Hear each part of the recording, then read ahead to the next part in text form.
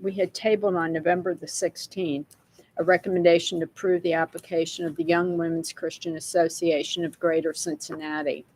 And it was for the release of funds collected as fees for the issuance of marriage licenses and for the release of funds collected as fees for additional costs in each new action or proceeding for annulment, divorce, or dissolution of marriage from 1/1/2023 to 12/31/2023. It was pursuant to sections 3113.34 and 2303.201D of the Ohio Revised Code. And this is for the operation of the House of Peace, a shelter for victims of domestic violence, and for which the funds would be collected from 1/1/2023 through 12/31/23. And they are estimated not to exceed the amount of $36,590 collected in the calendar year of 2021, pursuant to and in compliance with sections 3113.35B of the Ohio Revised Code. At that time, there were some questions and concerns raised. So this morning with us, graciously, she has sat through all of this, is Nicole Williams from the YWCA. And Nicole, if you could please give us some background and presentation to clarify for us this item before we decide to vote or not vote on it. Could you take the podium, please? Thank you for coming in today. Thank you for having me. So the House of Peace is the emergency shelter for adults and children who are fleeing domestic violence or intimate partner violence. We're the only shelter in this area in Southern Ohio, period. We house an average of 100 to 125 individuals annually. Our capacity is 14 individuals.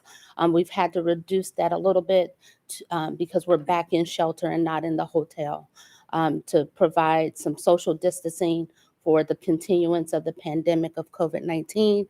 Also, the introduction of monkeypox that has gone through some shelters in Ohio. In the shelter, the adults and children are provided with an intervention coordinator who is able to provide them with referral services. We do trauma-informed care to address their trauma that they have gone through with the domestic violence or intimate partner violence. We collaborate to keep the children in school and find daycare assistance, as well as working with workforce development to ensure that going forward they would have sustainability in any type of housing that they would be able to acquire. I guess for the board, one of the questions that did come up was the issue of abortion, whether or not this particular division, I guess, the Young Children's Christian Association of Greater Cincinnati, is in support of that or not. And that was the question. We do not have a statement here, or we do not support or lobby for or against reproductive health here at the YWCA of Greater Cincinnati. Thank you very much. That's the clarification we need. That's why I asked to bring it back to the table, so we got that clarification, because it was a concern to the board. No question. Thank you. And the concern that comes from me in that particular isn't an abortion issue. It's an issue of taxpayer money being used to lobby for something that the Supreme Court has overturned and that the citizens of the state of Ohio have deemed by legislation as a 5th-degree felony. I just for the record, I appreciate you being here today. No problem. And I just want you to know that my issue when it comes to that is the use of government funds. Correct. I mean, that's really where I'm at. And I don't really, my own personal opinion, everybody has a different one.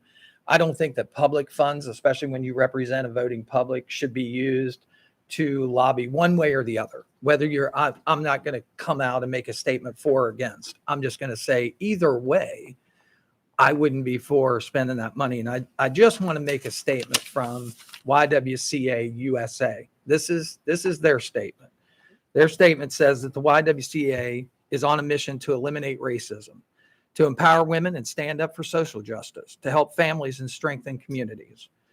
We've been at the forefront of the biggest issues of the day for 160 years, from voting rights to civil rights, from affordable housing to pay equity, and from violence prevention to healthcare reform. We carry on this long tradition of social action and advocacy and to advance our mission. And you are a crucial part of this work. Your voice is critical as we advocate for policies that bring us closer to eliminating racism, empowering women, and ensuring peace, justice, freedom, and dignity for all. For the last 5 decades, armed with the knowledge that the right to determine their reproductive future was protected by Roe, young women and others who are able to become pregnant have had the ability to invest in their futures, be it through education, training, vocation, career, and everything in between. We know that abortion bans push young people out of the workplace and limit their educational opportunities and careers with lifelong consequences that can and will impact economic stability and opportunity for themselves and their families. For people of color, those consequences are even more severe due to existing systematic racial inequalities. For me, I am not for using public money for organizations that want to lobby across this nation for items such as this. So for me, if I'm asked to vote on it today, I would vote no. Thank you. Yeah. Yeah. So the YWCA of Greater Cincinnati is a charter member of the YWCA USA. Each association has the authority to select the programs and services that that meet the needs of our local communities. Our YWCA of Greater Cincinnati does not have a position statement on women's reproductive health, nor do we employ a paid lobbyist. The vital work that we perform, for which this funding stream support, is serving the victims of domestic violence in our area. Our shelters are full 100% of the time, and serving the victims of the domestic violence.